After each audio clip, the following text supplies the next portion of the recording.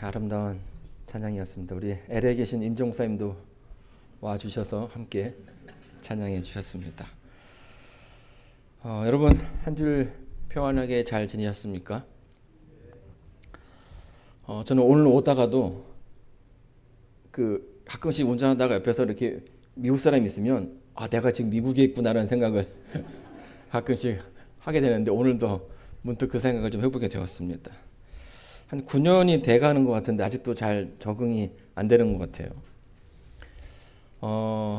여러 가지 것들이 좀 생소하긴 한데요. 미국에 와서 이제 보니까 마이라는 말을 참 많이 쓰죠. 마이. 다 내 거라고 하고 우리 교회, 그러니까 마이 철치 하고 또 와이프도 다 이제 하는데 한국 사람들은 내 거라고 하는 거에 대해서 좀 부담이 있는 것 같아요. 그래서 우리는 뭘 많이 사용합니까?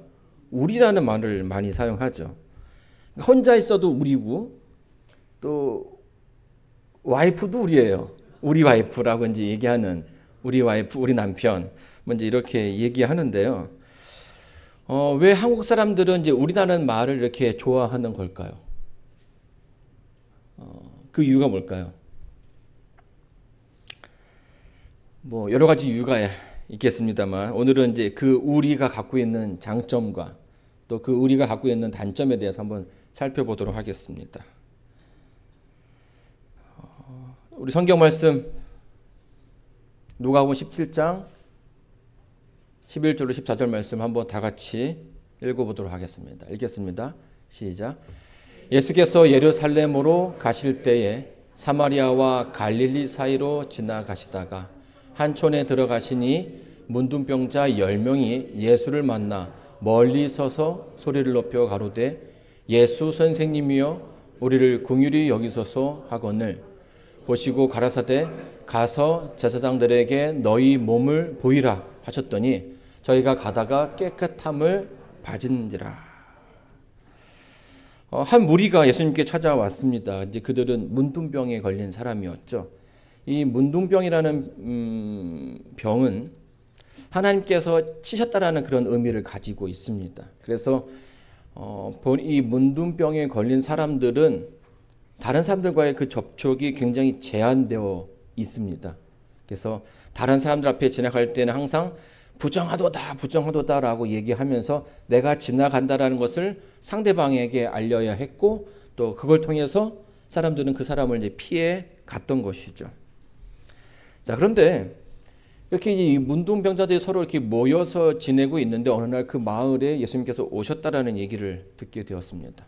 그리고 예수님을 통해서 많은 사람들이 그들이 가졌던 그 병이 낫게 되었다는 소식을 이미 그들은 들어 알고 있었죠.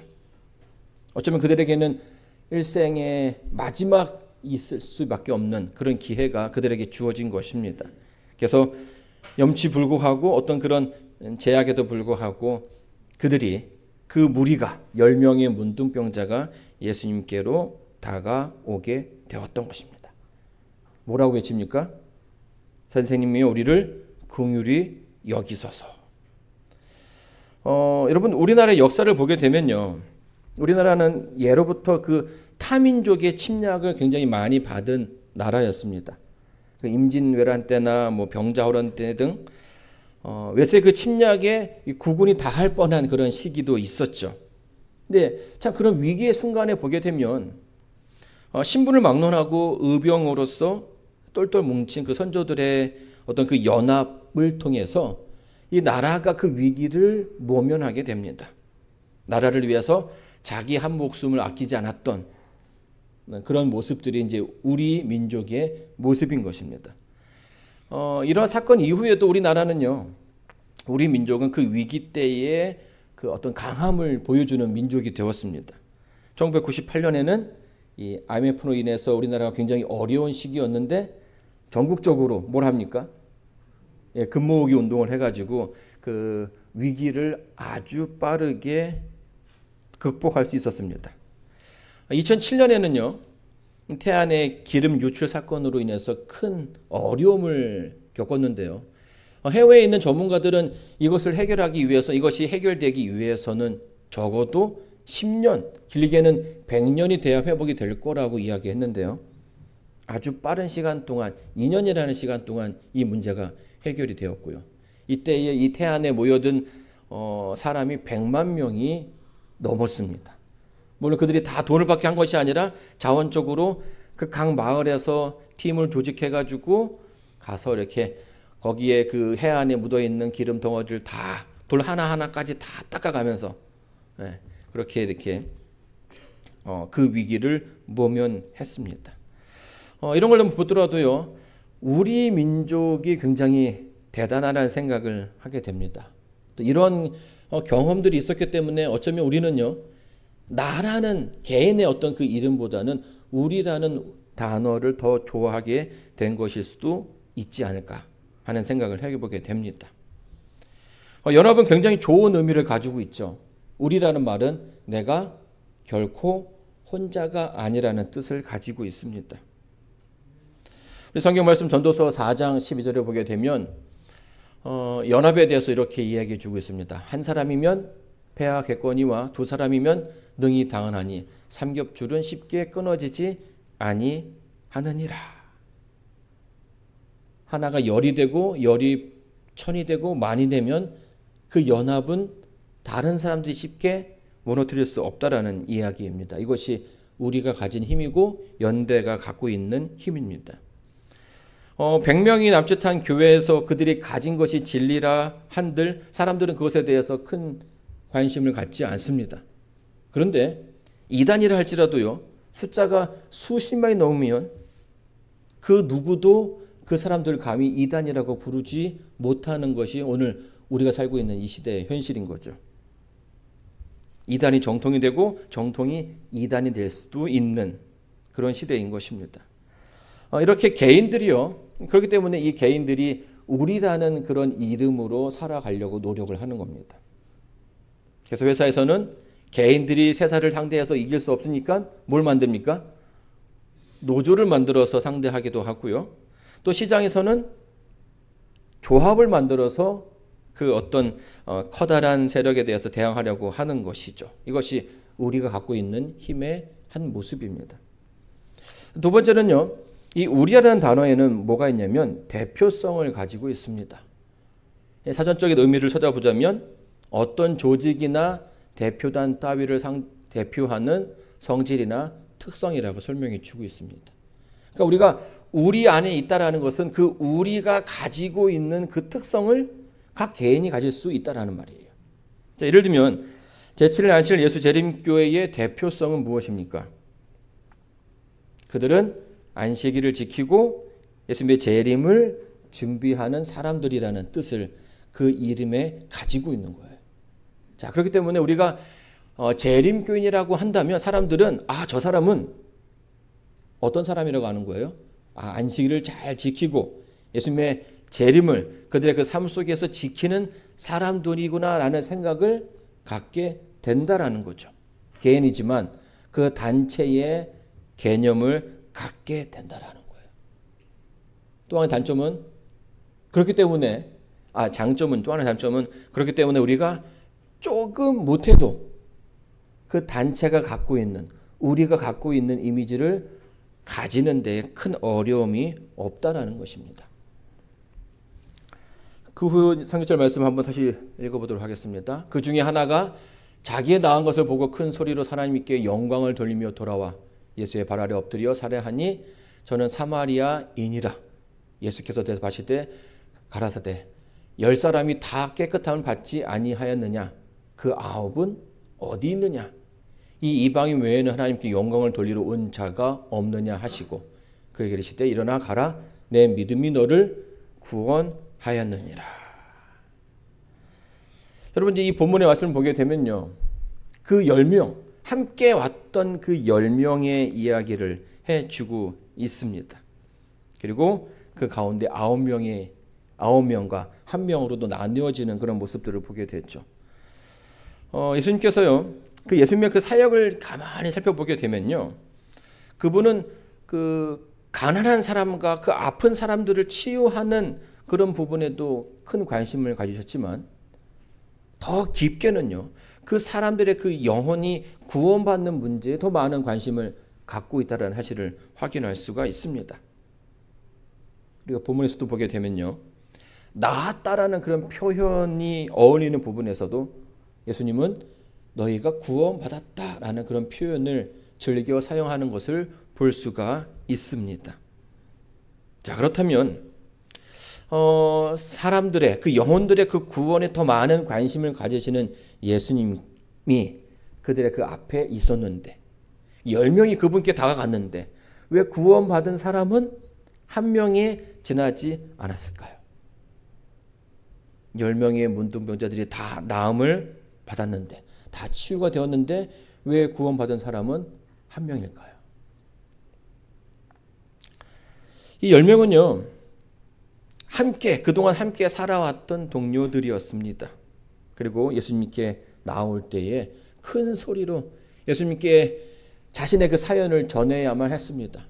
주여, 우리를 긍휼히 여기소서. 여러분, 이 말을요, 굉장히 크게 했겠죠. 그 수많은 그 군중 가운데서 그들에게 그러니까 예수님의 그 관심을 받아야 했기 때문에 그 목소리는 굉장히 컸을 것입니다. 그런데 그 10명이 모두가 똑같은 모습은 아니었을 거예요. 어떤 사람은 목이 터져라 외쳤을 것이고, 또 어떤 사람은 조금 작게 외쳤을 것이고, 또 저처럼 약간 좀 이렇게 부끄러움을 많이 타는 사람은 그냥 입만 이렇게 뻥긋뻥긋 했을 수도 있는 거죠. 자, 그런데 중요한 것은 그런 개인차가 중요하지 않다라는 거예요. 그들이 외쳤던 소리가 예수님께 들리게 되었고, 결국 예수님께서 그들 모두를 뭐 하셨습니까? 다 낫게 해주셨어요. 그들의 모든 병이, 그들의 문둥병이 낫게 된 것이죠. 제가 알고 있는 한 장로님이 이제 군 복무 시절에 보직이 로봇이었다라고 얘기합니다. 여러분, 로봇이라는 보직을 들어본 적 있으세요? 이 장로님은 운동을 정말 잘하시고 노래도 잘하시고, 그래서 이제 테니스 특기병으로 해가지고 뽑히게 됩니다. 근데 그 뽑았던 그 장교가 누구였냐면 군악대를 지휘하는 장교였던 거죠. 근데 이 장로님이요, 노래도 잘하고 운동도 잘하는 분이었는데 악기에는 그렇게 크게 소질이 없는 분이었습니다. 근데 지금 본인을 뽑아간 그 지휘관이 누구예요? 군악대의 지휘관이죠. 그래서 이제 악기 연주보다는 테니스를 가르치는 일이라든지 행정병으로서 일을 했는데, 가끔씩 장로님이 이 군악대에 들어가는 일이 생기게 되는 거예요. 악기를 전혀 만들 줄도 모르는 분인데, 왜냐하면 이 군악대에는요, 이 군인이기 때문에 종종 휴가를 가지 않습니까? 근데 휴가를 간 상황에서 그 자리가 비면 이 오와 행이 아주 그러니까 맞춰서 이제 행진을 하고 해야 되는데 인원이 빠져버리면 그 모양새가 굉장히 우습게 됩니다. 그러면 이 장로님을 거기에다가 집어넣는 거예요. 근데 뭔가 이렇게 여러 악기가 있겠죠. 트럼본, 튜바, 색소폰 이런 것들을 해야 되는데 악기를 한 번도 만져보지 않은 분이 어떻게 할 수 있겠습니까? 그럼 어떻게 하는 겁니까? 악기를 들고 옆에 있는 사람이 하는 거를 그냥 흉내만 내는 거예요. 소리는 안 나도 됩니다. 그래서 이제 그렇게 자기가 소리는 안 나지만 그 옆에서 그거를 다 했다라는 그런 얘기를 하는 거예요. 자기의 소리가 나지 않아도요, 우리가 잘하면 아무런 문제가 되지 않는 것입니다.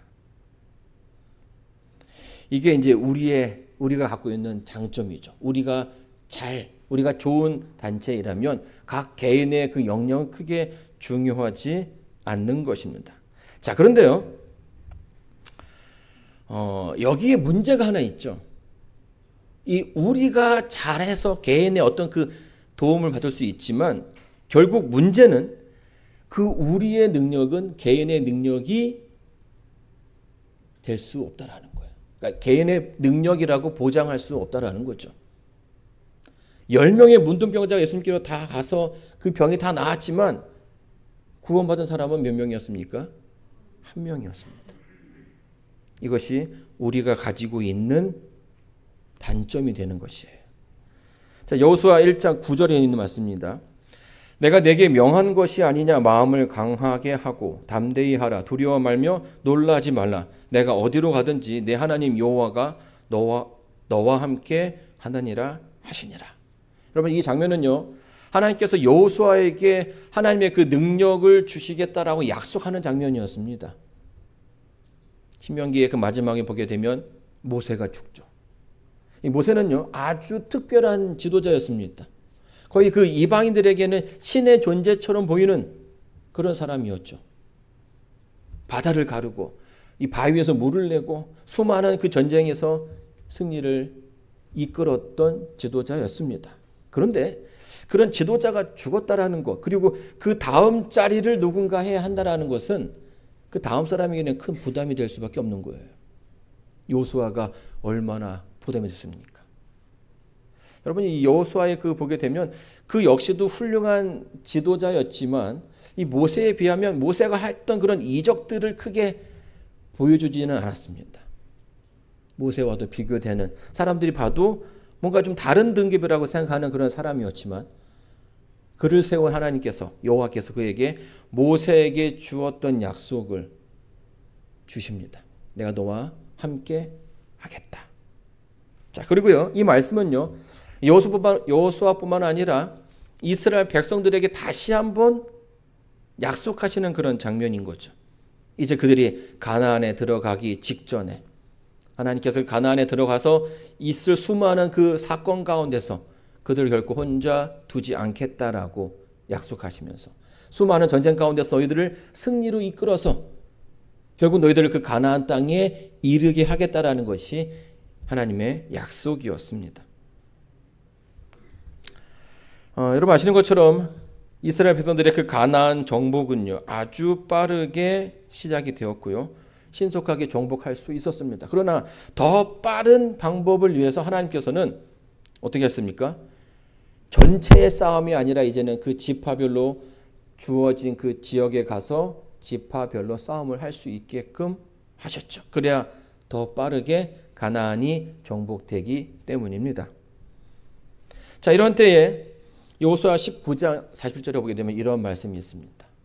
그런데 단 자손의 지경이 더욱 확장되었으니 이는 단 자손이 올라가서 레센을 쳐서 취하고 칼날로 치고 그것을 얻어 거기에 거하였습니다. 그 조상 단의 이름을 따라 레센을 단이라 하였더라. 자, 여기 보게 되면요, 아주 재미난 이야기가 나옵니다. 재미난 이야기가 뭐냐면 여기서 그런데라는 단어예요. 자, 그런데라는 단어는 보통 여러분 언제 씁니까? 언제 씁니까? 앞에 있는 문장과 좀 다른 내용을 할 때, 정반대에 있는 내용을 할 때에 그 단어를 쓴다라는 겁니다. 그러면 이 문장에 어울리는 앞의 내용은 어떤 내용일까요? 그런데 단 자손은 그 지경이 더욱더 확장되었다. 그다음에 그 앞에는 수많은 다른 지파들은 그 지경이 확장되지 않았다라는 사실을 설명해 주고 있다라는 겁니다. 하나님께서요, 분명하게 이스라엘 백성에게 약속하셨습니다. 너에게 주신 땅을 취하러 가기를 어느 때까지 지체하겠느냐? 분명한 약속을 주셨음에도 불구하고 이스라엘 백성들 어떤 지파는 그들과 전쟁하는 것을 두려워해서 그들 앞에 나가지 못했다라는 거예요. 그런데 단 지파는 그럼에도 불구하고 그것을 나아가서 싸워서 이겨서 그 지파를 몰아냈다라는 것입니다. 여러분, 그 이유가 뭘까요? 이스라엘 백성이 하나님과 함께 했지만 그 또 이스라엘을 각 지파별로 나눠서 보았을 때에 그들의 그 모습이 전체의 모습이 아니었다라는 것입니다. 큰 이스라엘로서는 하나님을 믿고 따르는데 어려움이 없었지만은 각 지파가 각 개인으로 나눴을 때에는 전체의 모습이 그들의 모습이 아닌 것이죠. 이것이 우리가 갖고 있는 단어의 단점인 것입니다. 우리가 강하다 할지라도 그 강함이 내 것이라고 말할 수는 없는 것이죠. 요즘 우리는요, 그 전문직의 탈선을 많이 목격하게 됩니다. 환자를 성추행하거나 경시하는 의사를 보게 되고요. 또 범죄자와 손을 잡아서 자신의 어떤 이익을 취하는 경찰의 모습을 보기도 하고요. 또 나라의 기밀을 팔아서 해외로 빼돌리는 군인의 모습을 보기도 하고, 또 제자들의 성과를 가로채는 교수를 보기도 하고요. 또 성경의 말씀을 통해서 성도를 괴롭게 하는 목사를 보기도 합니다. 제가 언급했던 그 직업 자체가 참 많은 사람들로부터 존경과 대우를 받는 그런 직책이지만 그 직책이 그들에게 존경을 보장하지는 않는다라는 것이에요. 그 전체의 모습이 개인의 모습이 아니기 때문에 자기 스스로 그 옷을 잘 입지 못하면 그것은 결코 개인의 것이 될 수 없다라는 이야기입니다. 10명의 중풍병자가 예수님께 다 갔지만 그 가운데 구원받았다라는 말을 들었던 사람은 한 명인 것입니다. 그 중에 하나가 자기의 나은 것을 보고 큰 소리로 하나님께 영광을 돌리며 돌아와. 여러분, 한 사람이 하나님께 영광을 돌렸습니다. 오직 한 사람만 하나님께 감사를 했던 것이죠. 오직 한 사람만 자기의 그 행동이 무엇을 먼저 해야 될지를 알았다라는 거예요. 모두가 다 나았지만 모두가 다 감사한 것은 아니었습니다. 여러분, 구원이 이스라엘 백성들에게 있습니까? 없습니까? 구원이 재림교 안에 있습니까? 없습니까? 오늘 우리 임재근 선생님께서 읽어주신 본문이 누가복음 4장 25절로 27절입니다. 여기 보게 되면 예수님께서 이런 말씀하십니다. 이스라엘에 수많은 과부들이 있었고 이스라엘에 수많은 중풍병자가 있었다. 그러나 그 가운데 하나님의 은혜로서 치유를 받은 사람들은 유대 안에 있던 사람들이 아니라 이방인이었지만 하나님을 신실하게 믿었던 사람이었다라고 이야기해 주고 있습니다. 예수님께서 구원과 관련돼서 그들의 어떤 그 지파라든지 그들의 그 민족성이 그들을 구원하지 않는다라는 사실에 대해서 이야기해 주고 있는 거예요. 구원 누구에게 있습니까? 예수님께 있고요. 그 구원은 예수님을 믿는 사람들에게 허락되어진 축복인 것입니다. 그리고 구원은 민족에게 주어진 것이 아니라 어떤 교단에게 주어진 것이 아니라 교회에 주어진 것이 아니라 즉 개인적인 그 경험을 통해서 하나님을 개인의 구주로 영접한 사람에게 주어지는 축복이라는 것이에요. 스가랴 12장 10절로 12절의 말씀을 보게 되면요, 이렇게 이야기해 주고 있습니다. 내가 다윗의 집과 예루살렘 거민에게 은총과 간구하는 심령을 부어 주리니 그들이 그 찌른 바 그를 바라보고 그를 위하여 애통하기를 독자를 위하여 애통하듯 하며 그를 위하여 통곡하기를 장자를 위하여 통곡하듯 하리로다. 그날에 예루살렘에 큰 애통이 있으리니 무기또 골짜기 하다 드리몬에 있던 애통과 같을 것이라. 온 땅 각 족속이 따로 애통하되 다윗의 족속이 따로 하고 그 아내들이 따로 하며 나단의 족속이 따로 하고 그 아내들이 따로 하며. 여러분, 굉장히 긴 구절입니다. 근데 계속해서 반복적으로 나오는 말이 뭡니까? 그날에 큰 애통이 있겠지만 그 애통은 모두의 애통이 아니라 각자가 따로 하는 애통이라는 설명을 성경은 이야기해 주고 있다는 거예요. 회개는 집단적인 사건이 아니라 지극히 개인적인 사건임을 말해주고 있는 것입니다. 에스겔서 14장 14절을 보게 되면요, 비록 노아, 다니엘, 욥 이 세 사람이 거기 있을지라도 그들은 자기 의로 자기 생명만 건지리라. 나 주 여호와의 말이니라. 무슨 말입니까? 구원은 다른 사람을 통해서 우리가 어디에 속해 있기 때문에 되는 것이 아니라 지극히 개인적인 사건으로서 내가 하나님을 아느냐, 하나님을 만났느냐에 따라서 구원은 결정되어진다는 것이에요. 마태복음 7장 21절에도 같은 내용을 이야기해 주고 있습니다. 그렇죠?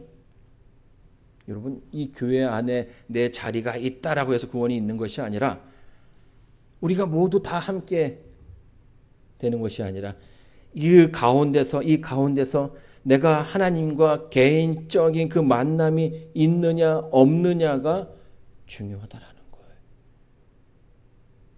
이름을 말하는 것이 아니라 하나님의 그 뜻대로 행하는 사람들, 그들이 구원받게 됨을 성경은 이야기해 주고 있습니다. 연애 시대 보게 되면 이런 부분들이 있습니다. 어떤 교회의 그 청년들에게 대한 보내는 권면이었습니다. 배틀크릭의 많은 청년들에게 그리스도인 체험이 필요하다. 그들은 체험적 지식을 통해서 하나님을 알지 못한다. 그들은 그리스도인 생애에 있어서 개인적인 체험을 갖지 못했으며 이 체험을 얻지 못하는 한 불신자들과 함께 멸망할 것이다. 이러한 부류의 청년들은 의무보다 성향을 따른다. 그들은 어떤 원칙에 지배되고자 하지 않는다. 저기서 말하고자 하는 것은 무엇입니까? 하나님을 만나는 그 개인적인 체험이 필요하다라는 거예요. 이 9명, 하나님께로부터 치유받았던 그 9명, 그들은 어떻습니까? 치유는 받았지만 하나님께 다가가지 못했습니다. 그리고 그들에게 구원이 있다라는 그 이야기를 듣지 못했죠. 사랑하는 성도 여러분, 이 과거의 이스라엘 백성은요, 40년 동안 광야에서 그 시간을 허비했습니다. 저는 이제 그 장면을 읽으면서 늘 느끼는 감정들은 왜 그 40년을 이렇게 허비했을까라는 생각을 종종 하곤 했습니다. 그래서 참 너무 아깝다. 인생을 너무 허비한 것은 아닌가라는 생각을 했던 것이죠. 자, 그런데 이스라엘 백성들이 그 40년이 지난 후에 그들의 그 삶이 변하는 모습을 보게 됩니다. 그 시간을 통해서 그들은 배웠고 경험했습니다. 그 위기의 순간순간마다 그들이 불평했지만 하나님께서 그 위기 가운데서 함께 하시며 그 위기를 극복할 수 있는 힘을 주셨다는 사실을 알게 되었던 것입니다. 그래서 40년이 지난 후에 그들은 위기 가운데서 불평하기보다는 하나님의 임재를 기다리고 하나님의 도움을 구하는 성도들이 되었던 것이죠. 그들은 40년을 허비한 것이 아니라 40년을 통해 배워왔던 것입니다. 사랑하는 성도 여러분, 여러분들은 얼마나 오랜 시간 동안 신앙을 해오셨습니까? 얼마나 오랜 시간 동안 하나님을 알아오셨습니까? 하나님을 개인적으로 만나는 그런 시간이 반드시 필요합니다. 우리가 하나님의 그 사랑을 체험적으로 알지 못한다면 사실 우리는 아무것도 알지 못하는 것입니다. 체험적으로 예수님을 알지 못한다면 그분의 십자가는 우리에게 무의미한 것이 될 것입니다. 우리가 체험적으로 성령의 뜻을 따르지 못한다면 우리는 지금 내 마음대로 살아가고 있다라는 말이 되는 것이죠. 하나님을 만나야 합니다. 하나님과 동행해야 합니다. 어제의 만남으로 모든 것이 다 되었겠지라고 생각하는 것이 아니라 오늘도 만나야 되고요. 내일도 만나야 합니다. 그 깊은 관계를 위해서 떨리는 그 마음으로 우리는 하루하루를 살아가야 하는 것입니다. 사랑하는 성도 여러분, 책 속에 있는 하나님이 아니라 여러분의 그 삶 속에서 여러분의 인생 가운데 역사하시는 그런 하나님을 만나게 되기를 바라면서 오늘 말씀을 마치도록 하겠습니다.